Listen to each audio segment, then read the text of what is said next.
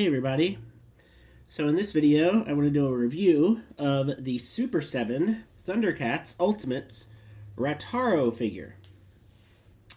So here is the box that I received from my pre-order at Big Bad Toy Store. If you watched my recent review of the Mongor figure, I mentioned how I did pre-order Mongor and Ratar-O probably 2 years ago. And then Mongor popped up as available on Entertainment Earth. So I did the old switcheroo, ordered Mongor from Entertainment Earth, had him shipped, and then Ratar-O, of course, has shown up a few days later. So we get the usual box here for Super7 Ultimates. Thundercats logo on the back. And if I remove the slip cover, oh, where's Ratar-O? Oh boy. Yeah, no, I'm just kidding.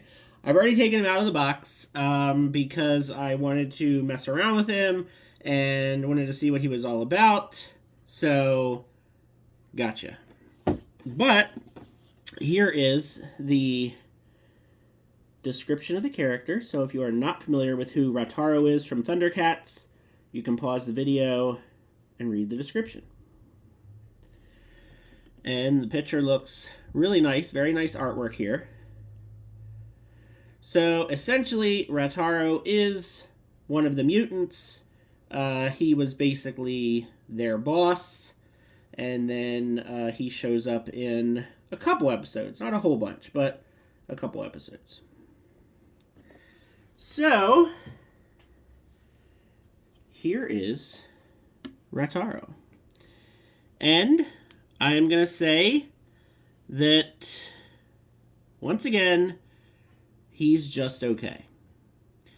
I am probably equally, maybe a little less impressed with this one as I was with the Mongor figure. So if you watched my Mongor review, I'll have some similar things to say about this figure. I feel like the figure is pretty good. It's a fun representation of the character that we've never had before in toy form, because this is what he looked like in the actual cartoon. I'll do a comparison in a second of the vintage toy, the LGN figure, and it looks very, very different.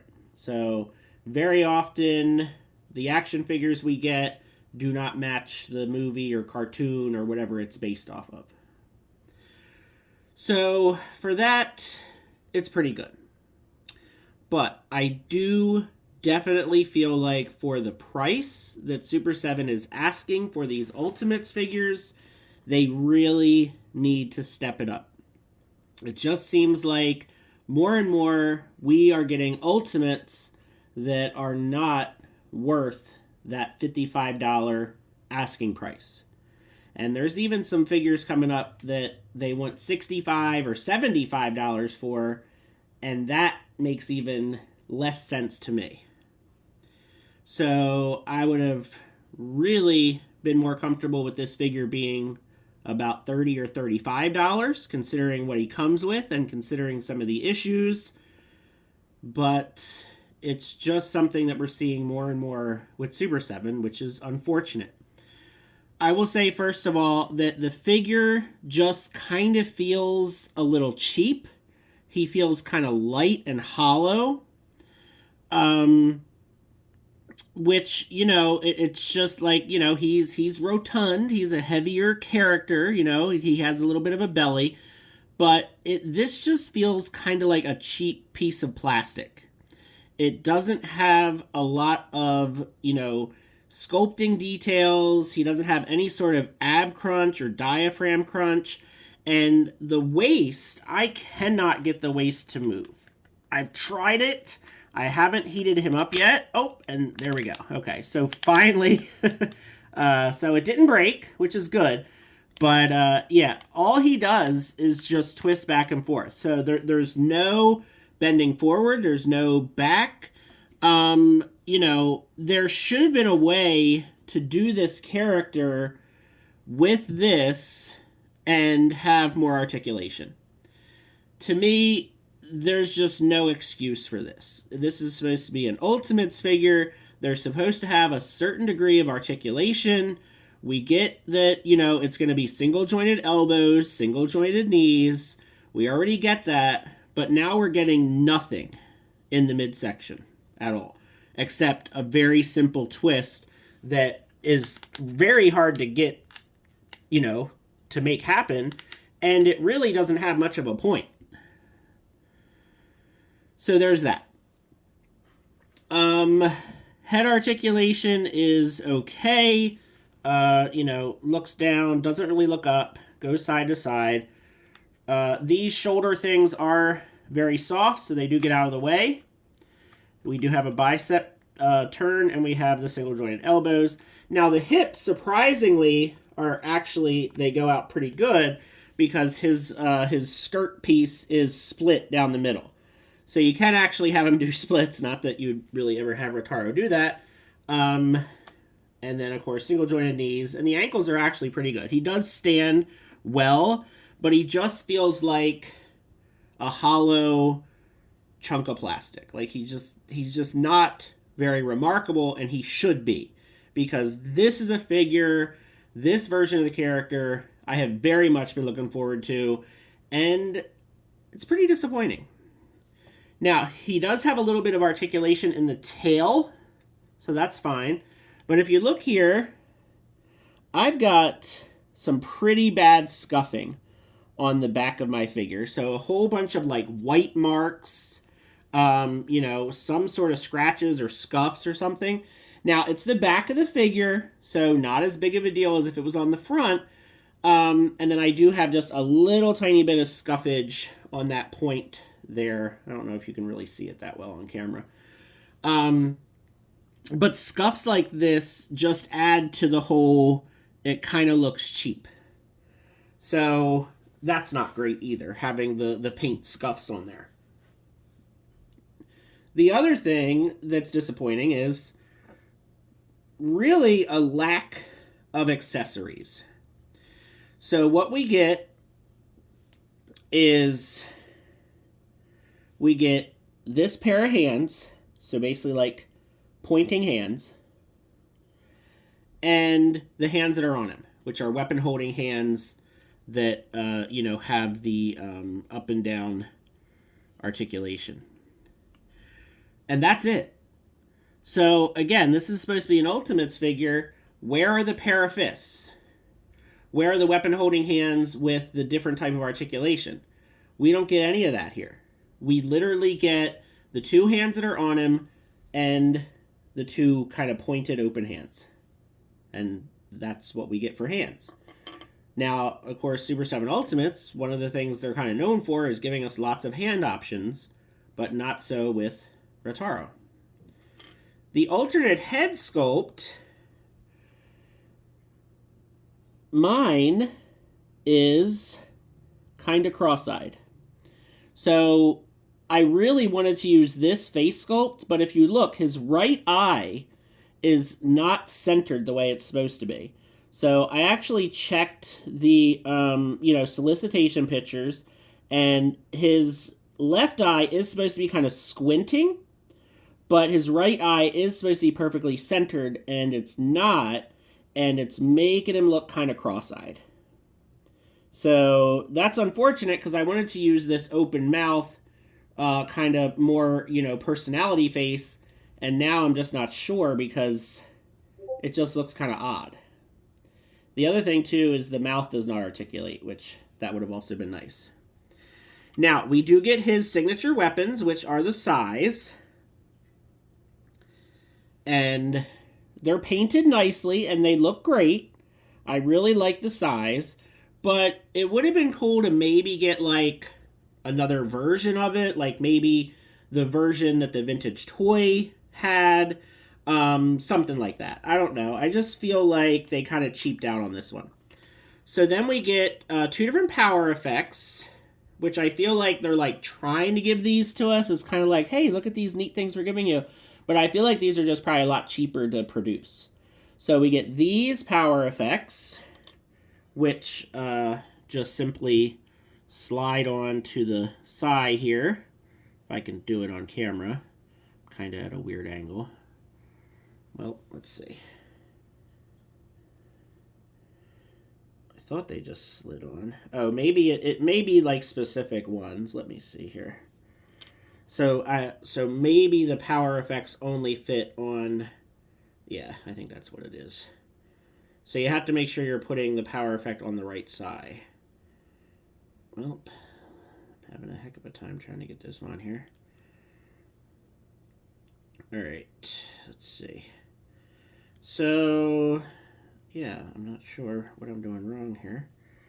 Let me try this again. Alright, that is the best I can do with the power effect. So we have this power effect that can go on the size. So, of course, we have two, since there's two sides. And, I mean, it looks okay, but it just feels unnecessary to me. Like, it sounded like they're taking a step backwards, and it's like Power Ranger Lightning Collection or something. Like, it's like they're just giving us these weird translucent power effects instead of what we really want, which are head sculpts and weapons and that kind of stuff. So here are the other two power effects. So what these do is the Psy.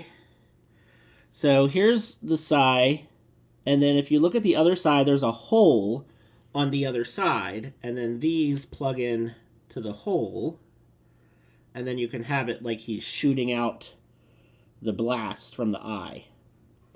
And again, that's cool, but I don't know. I just feel like maybe they're cheaping out a little bit. But yeah, definitely the blast effect piece I think is a little cooler than like the lightning effect piece. So I don't know. Let's see if I can get these in his hand without having to heat them up. And yep, so the size do kind of go right in there. Of course, the power effect fell right out, so there we go. It's back in there. Get this other side in his other hand.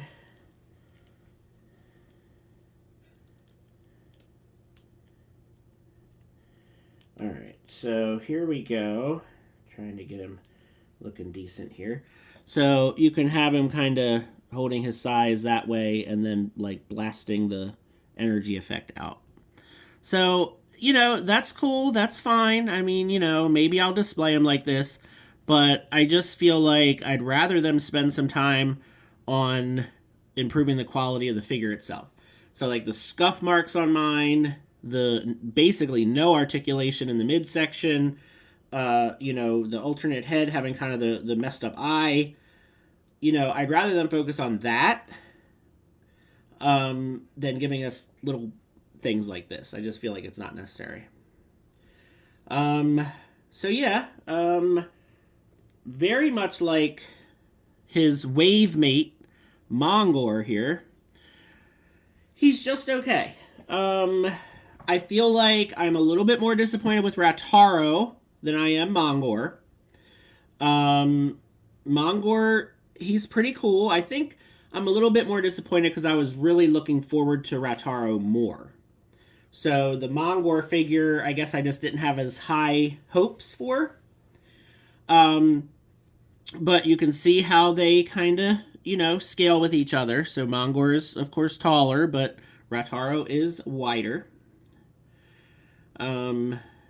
So, yeah, just kind of an average wave, which is a shame, because I feel like these two should really be the stars of the wave. I did not get Willa and Snarf.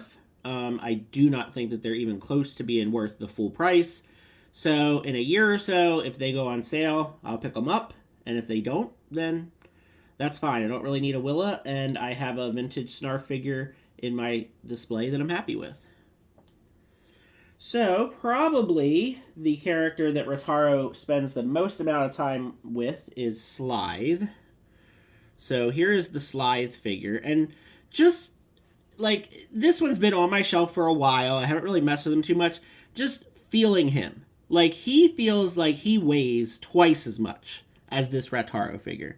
Like, this feels just super plasticky, hollow, and cheap. And there's something about it. But, like, this slide, like, he's heavy.